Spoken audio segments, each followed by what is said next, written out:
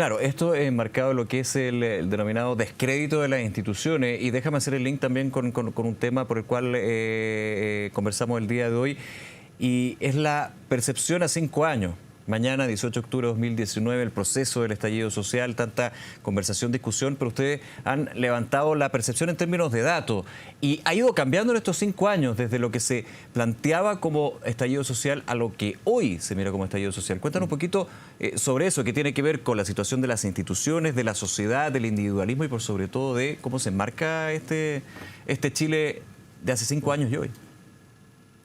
Sí, de alguna manera los hechos son los hechos, pero cada uno los va interpretando en función de su propia biografía y de su propio momento vital.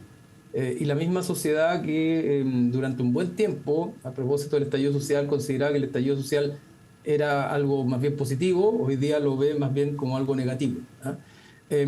Ahora, es complejo intentar instalar un juicio definitivo respecto de cómo la sociedad está mirando lo que pasó hace 5 años y cómo lo mira hoy día. Porque lo que vemos, lo que hemos visto en general, es que hay como lo que se ha ido instalando son como dos narrativas principales en general.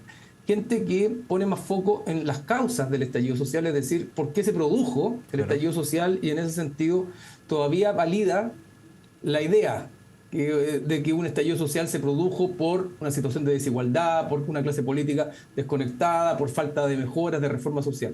Y otro grupo, que hoy día es mayoritario, que más bien mira el estallido desde las consecuencias, desde las consecuencias en términos del desorden, de la violencia, incluso para algunos es parte de lo que le ha pasado, de todos los males del país vienen desde el estallido social.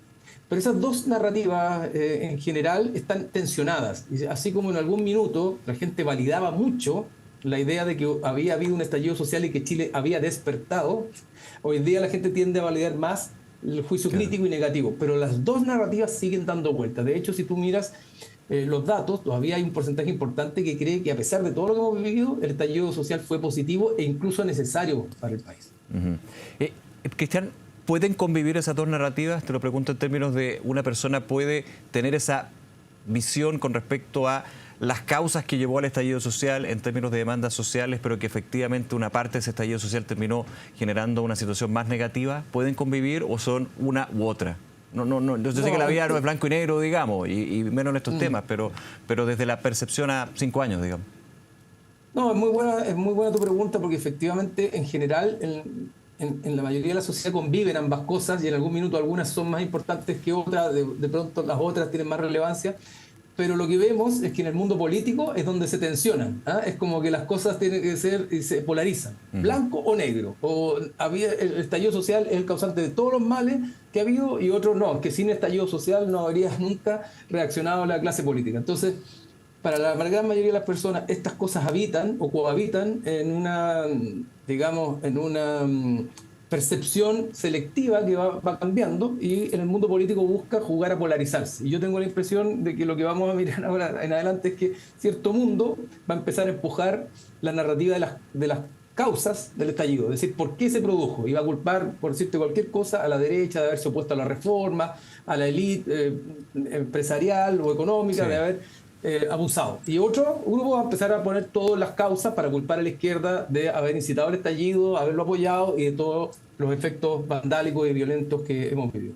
Claro, y es bien paradójico en términos de lo que uno recuerda del análisis meses ya después del 18 de octubre de 2019, cuando justamente se decía que sectores como la política, o más bien los partidos políticos, estaban fuera de esto, totalmente no representados, digamos, no tenían representación, no tenían, era un fenómeno inorgánico, digamos, de la ciudadanía, pero no con los partidos, y el que quisiera arrogarse la bandera de, mejor que lo pensara 2 veces, digamos. Ahora, en 5 años después, vemos que esto vuelve, digamos, a ese curso institucional, o de que los partidos finalmente son los que ven visión 1, visión 2. ¿Hay que entenderlo así?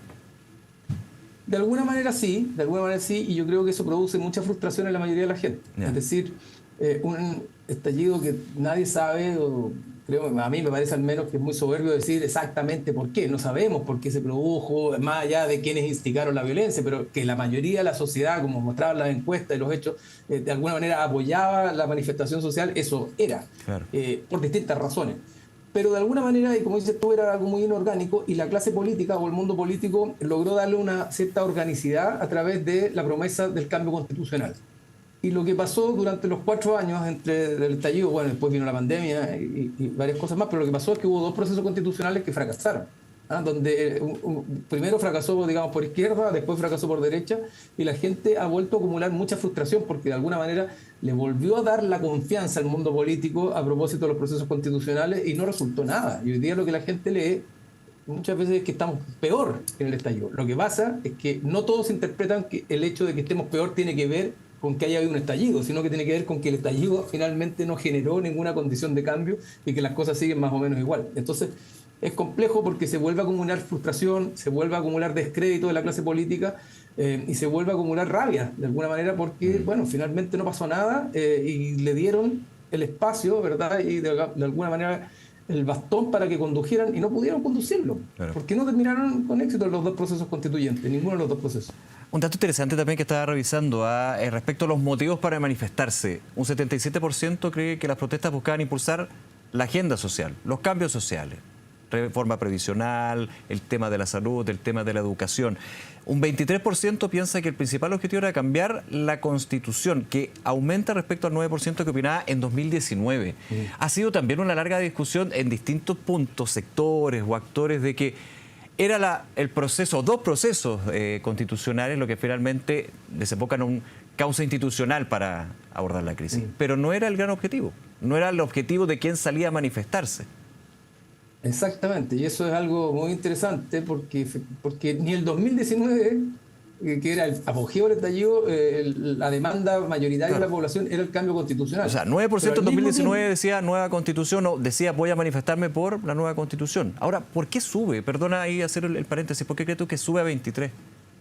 No, sube algo porque al final del día, racionalmente, eso fue lo que pasó. O sea, después de 4 años hubo 2 procesos constitucionales y eso es lo que pasó. Pero ni antes ni ahora, de alguna manera, para la mayoría de la sociedad, el tema era la Constitución. Pero al mismo tiempo, Nicolás, se hizo como inevitable que la clase política codificara todos los problemas, porque era una gran cazuela de demandas, de frustración y de miedo también el estallido, y toda esa gran cazuela de alguna manera se codificó como un cambio constitucional. Entonces la gente, al mismo tiempo de pensar de que el problema no era la Constitución, mayoritariamente creía que el cambio constitucional se iba a hacer cargo, nadie sabe cómo, de las demandas que había en el estallido social. Y por eso que había tanta adhesión al cambio constitucional. Pero el objetivo no era el cambio per se, el objetivo era que el cambio constitucional fuera un medio para poder efectivamente hacerse cargo, procesar la demanda. Una especie de instrumento o medio, claro, tú bien lo dices, digamos, para llegar a esa... Nunca fue un fin en sí mismo, y ahí tenemos una nueva desconexión de una buena parte de la clase política, que pensaba que el fin en sí mismo era el cambio constitucional, y para la ciudadanía eso era un medio. Ahora, de las causas del estallido social, ¿qué se revela en esta última encuesta y en el proceso también que ustedes han ido sondeando en todo este tiempo, Cristian? Los efectos, más bien. Claro, desde el punto de vista de la sociedad, de las causas, si tú quieres, saquemos acá los que quisieron instigar, quemar o que tuvieron objetivos claramente, no sé, insurreccionales, por decirlo de alguna manera, pero desde el punto de vista de la sociedad hay múltiples causas. O sea, está la frustración de una generación que ya no veía un horizonte de futuro como habían tenido sus padres, una generación que ya no iba a estar mejor que sus padres y por lo tanto la inversión en educación ya no rentaba como había rentado antes. Está el momento más angustioso en términos de endeudamiento de los hogares en el momento del estallido. La gente no estaba llegando a fin de mes y había un agobio tremendo. Está la falta de crecimiento económico, que ya no era el motor que volvía o que articulaba una clase media que lograba a través del crecimiento, mejor empleo, movilidad social. Había reformas que no se habían hecho y que la gente, cuando efectivamente no había crecimiento y no había empleo y no había lucas o había mucho endeudamiento, no tenía cómo recurrir, ¿verdad?, a solucionar sus problemas de salud, por ejemplo. Entonces había una amalgama de cosas muy grandes que hizo que se expresara una suerte de movilización colectiva donde los problemas de muchos pasaron a ser los problemas de todos, pero no eran necesariamente un solo tipo de problema o un solo tipo de demanda. Había también mucha rabia contra la élite en ese momento política. Fue un estallido muy contra la élite, pero también en ese momento contra la élite empresarial. Las colusiones, los abusos, claro. Y se instaló una suerte de imaginario que toda la élite era muy abusiva, y si tú le agregas además que había un gobierno que actuó bastante indolentemente al principio, pero también en algunos momentos, ahí está el oasis, están las flores y todas aquellas cosas. Bueno, esas cosas finalmente van azuzando la rabia en un contexto donde la gente estaba bien angustiada en materia económica. Cristian Valdivieso, como siempre, gracias por acompañarnos, Cristian, y conversar a esta hora en Canal 24 Horas. Que te vaya muy bien. Igualmente, que estén muy bien, muchas gracias. Un abrazo, gracias.